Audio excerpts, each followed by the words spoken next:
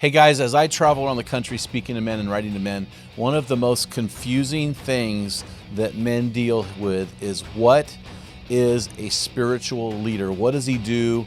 What is required? And so today on this episode, you'll walk away with three very practical ways out of 1 Timothy chapter 4, verse 15, that you can begin to lead and be an example to those who follow you.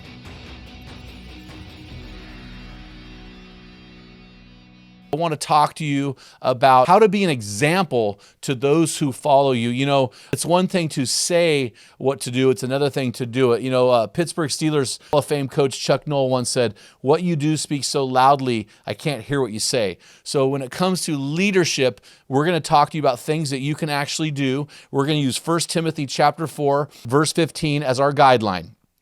Now, I'm a New American Standard guy. So in the New American Standard, it says this: take pains with these things. Be absorbed in them so that your progress may be evident to all. Now, a lot of our guys are New International Version guys. So the NIV says this: be diligent in these matters. Give yourself wholly to them so that everyone may see your progress. For you old school guys who like the King James Version, it says this: meditate on these things.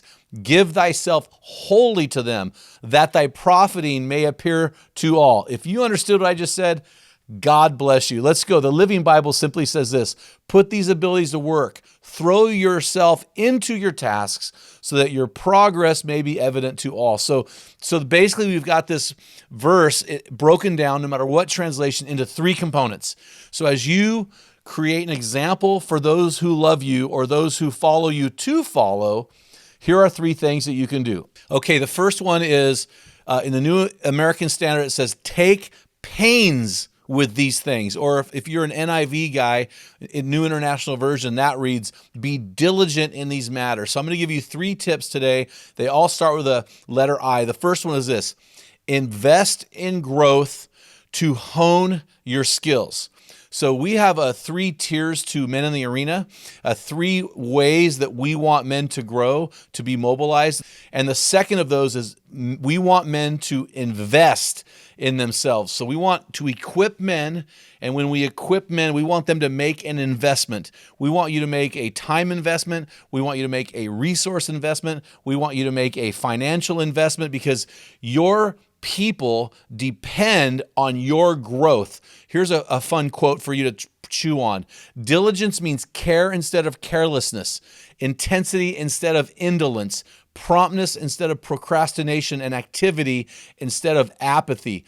You have to be very strategic, very active, very engaged in your own personal growth. You need to be a man who cultivates your skills in all areas of your life: mental, physical, spiritual, and social, according to Luke chapter 2, verse 52. So here's what I would say, just a couple tips here. First of all, collaborate with other men. If you are not in some kind of small group or community group with some Christian brothers, I really believe that you are missing the mark. We need to form collaborations and community with like-minded men so we can grow in our relationship with Jesus. So we have men who call us out of our negative behavior, who call us up to a higher level, and to call us into the deeper things of God. JFK, John Fitzgerald Kennedy, once said, "A rising tide causes all ships to lift," which is why we need to collaborate. And the second thing I would tell you here is this: carve out time. I know that you're busy. I know that you're in the stress bubble. I know that your wife really wants you to spend time with the kids when you're outside of work, but you need to find 2 to 3 hours a week. So one block of time where you can go to a men's small group, some kind of men's service or gathering, some kind of community. You need to do that. And your wife needs to do that for herself as well. But you need to do that because you have people depending on your example. So you need to invest in yourself, according to 1 Timothy chapter 4, verse 15, that says, take great pains in these things. So it takes a lot of pain and effort to carve out time and to invest your resources in your own personal growth. The next thing I want to share with you is this. The second aspect of 1 Timothy chapter 4, verse 15 says this: be absorbed in them. New International Version says, give yourself wholly, wholly, wholly to them. In other words, immerse, not only do you need to invest yourself, not only do you need to invest in yourself, but you need to immerse yourself 100%. 100%. You need to immerse yourself in these things that you're investing in. You need to, don't be a 50% attender. Don't be a guy who shows up once a month. Men show up. You need to immerse yourself. Colossians 3:23 says this, whatever you do, work at it with all your heart, not for men, for the Lord Christ you are serving. So, here are some things. When I'm looking at people and how much they prepared, I have a couple indicators. First one is this, are they prepared? What is their preparation? Are they getting a promotion? Are they men at work who are getting promotions? That is another sign that they are giving everything. How about perseverance? Is this a man who's persevering? Are you a persevering man? Are you giving of yourself long haul? Anybody can be a paper fire, but are you burning with passion over the long haul? The next thing is perspiration.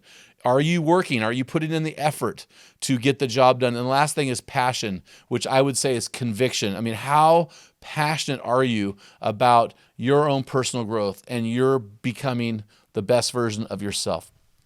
So a couple things you can do to give 100%.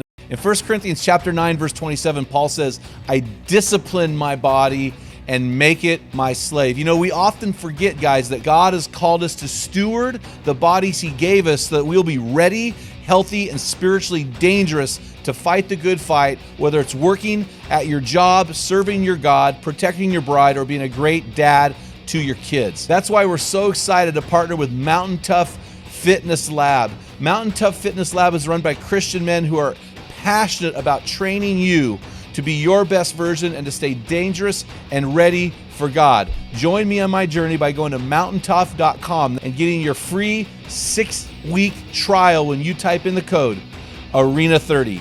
You won't be disappointed. Stay dangerous.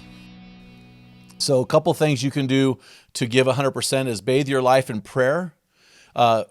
Another thing you can do is work in the work environment. Don't go in there and just grind out 8 straight hours. Go for half hour at a time. Half hour, take a little walk around the office thing. Just take a short bursts throughout the day. Like I have multiple tasks I work on throughout the day. You can hold yourself accountable to your actions. You can do what I love to do is doing what's most important at the most opportune time of the day. In other words, I have my schedule in the morning. I get up, I spend time with the Lord. I come to the office, I pray, more time with the Lord. I begin to work on my creative projects. I create writing, messages, podcasts. In the afternoon, I work on my collaboration, so I have a lot of C's.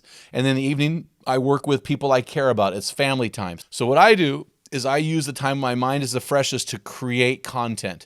And as my mind begins to wear itself out as the day progresses, I invest in the relationship side of things that require less creativity and cognition and more just relational investment. Another thing is this, clear your mind of distractions. Turn all your Wi-Fi off as you're working on your computer. Only work on one thing at one time. There is no such thing as multitasking. It's called task switching. So the multitasking excuse is not scientifically true. So those are some suggestions for you. So the third thing you can do, according to 1 Timothy 4:15, which reads this, so that your progress may be evident to all. In the New International Version, it says this, so that everyone may see your progress. The key word in all translations is that progress is happening and that people notice it. So the third I, we've talked about investment, we've talked about immersion. Now we're going to talk about increased capacity. We need to grow as men. Our capacity needs to be ever increasing and not growing to a point and diminishing. A lot of guys will get to like in their 40s and they're going to coast, and then they'll retire, they'll kind of diminish. God has designed men to be increasing our capacity all of our lives. Philippians 1:6 says, I am confident of this very thing, that he who began a good work in you will carry it on to completion until the day of Christ Jesus. And then the prayer of Jabez, if you go back to the Old Testament, 1 Chronicles chapter 4, verses 9 and 10, he's asking God to enlarge his territory, to increase his capacity. And so we have to be ever increasing in our capacity. A stagnant man will stagnate everything around him. So we need to be constantly And honestly, if you're a guy committed to growth all throughout your life, you are a 1%er all day long. Leadership is like riding a bicycle. We are either moving forward or we're falling off. So this is the same thing, guys, if we're trying to set this example.